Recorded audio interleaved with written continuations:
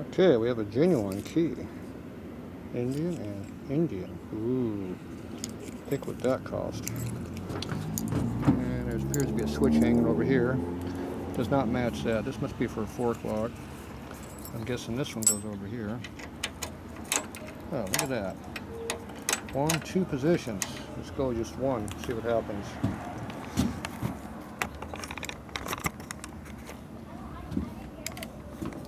Alright, let's see what we get here. What works and doesn't work. First thing I want to see if there's any connection. No, there's no connection. We do have power, so I know that works. Okay, so this has got nothing going to it. Okay, so now we gotta figure out what these do over here. Still nothing happening with that one being connected. But the big ass one. Let's go see if anything lights up on the bike. Nothing appears to be law on the bike. So I got this on here just temporary, so if anything happens, you can yank it off. Okay. Stupid camera. Okay, so we got idiot lights here that do not appear to be functioning at all. When we connect this little small terminal here, nothing's coming on. Let's go all the way to full position. Okay, we have power now. Headlight is on. Idiot light is on. We just went 140 miles an hour. Okay, that's this little wire. Okay, let's see what the big wire does here. Big wire does nothing. So little wire powers the bike. Big wire is not doing squat. So what's the big wire doing? We don't know. Let's go over here. Switch is on. Okay. Alright, let's go back down over here. Idiot lights down here.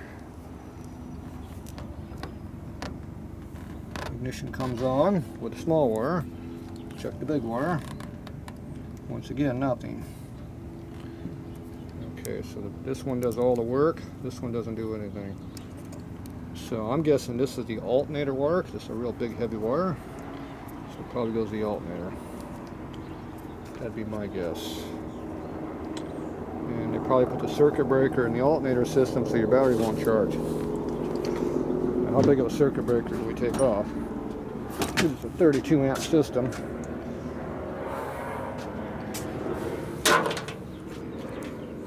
How big is the breaker? Usually it says under here what they are. That is hard to do with one hand.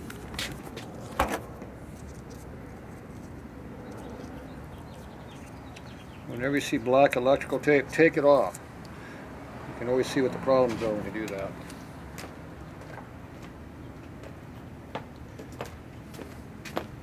Okay, we're looking for some kind of an output size. With a bunch of muck.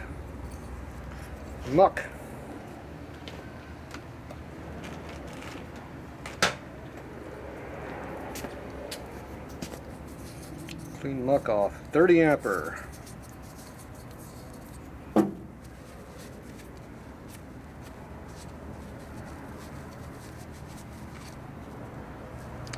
it says right there 30 amp. I don't know if you can see it in the video. So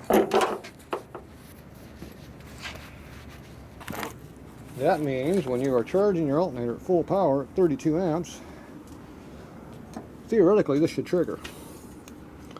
That's stupid. If you're going to go through your breaker and make it 40 amp. I don't know why you would put a charging limitation on your battery. That is stupid. If that fails, it doesn't work. If the alternator fails, it's going to pop the circuit breaker. If you don't have a circuit breaker and the alternator fails, the alternator burns up. It's already junk. Who cares? What are you saving? Nothing.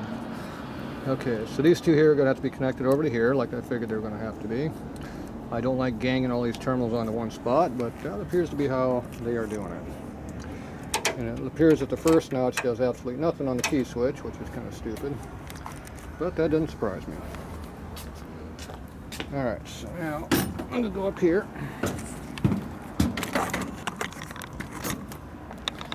And we are going to figure out what we're going to do over here.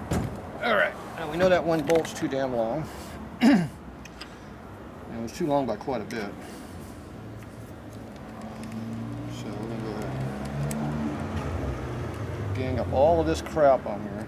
And the only reason I could think of putting a circuit breaker over here is to eliminate this ganging up of crap, which I do not like. Now, I do not have a problem with a circuit breaker being 30 amp. It should be 15 amp for running all this crap on here now. So if we eliminate a couple of wires by incorporating that breaker, move right through it.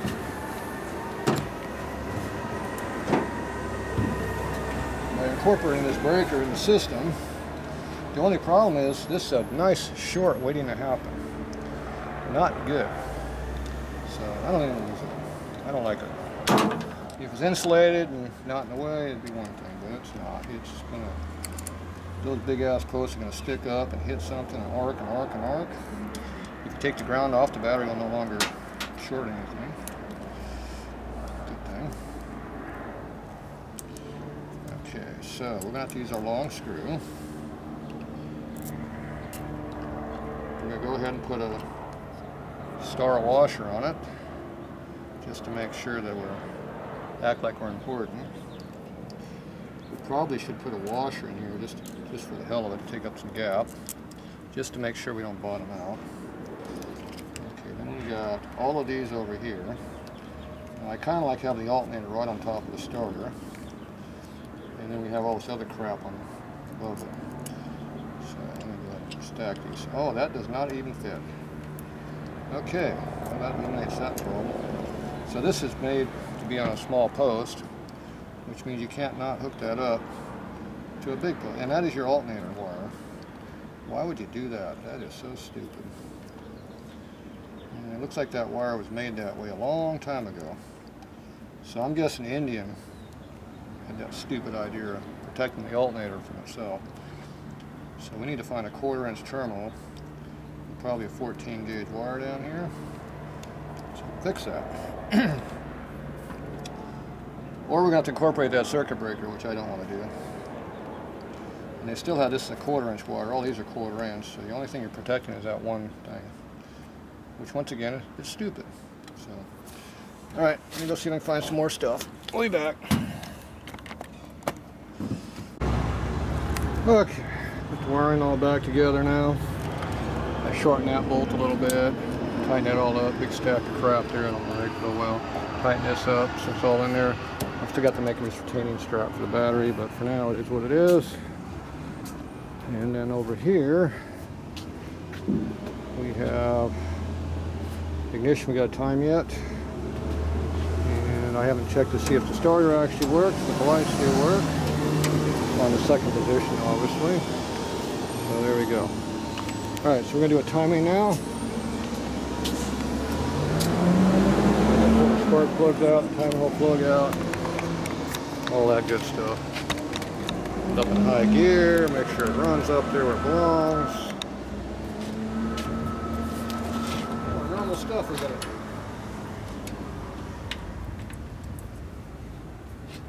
Oh, tight.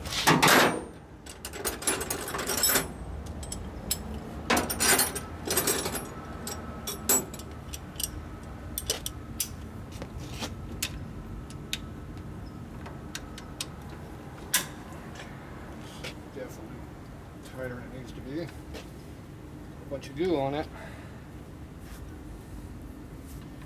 It means Loctite. Now what you need to be doing your timing hole plug, or it's glued in there because it's stripped.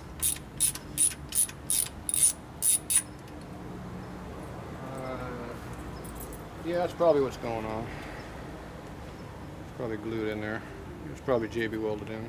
Pretty stripped. Oh yeah. Really nice in there. Yeah, definitely Hello. A lot of Loctite in there. Smell it. I think they still got some threads in there though, so well, they might still be good in there. You never know. They look like there's threads. It's definitely full of Loctite. I don't know why they put Loctite on our timing hole plug, but yeah, we know. Whatever. It works for you, I guess.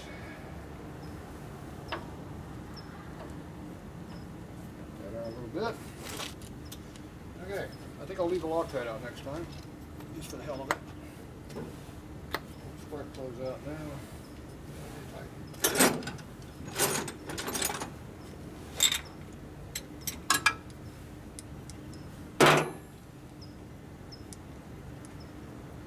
Okay.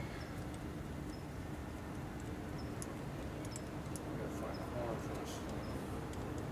Yeah, maybe we won't catch that. Nice black plugs. Make sure you always put your spark plugs back into the end of the plug wire and against ground. That way it doesn't short out the coil. Besides the fire, we can turn the motor over.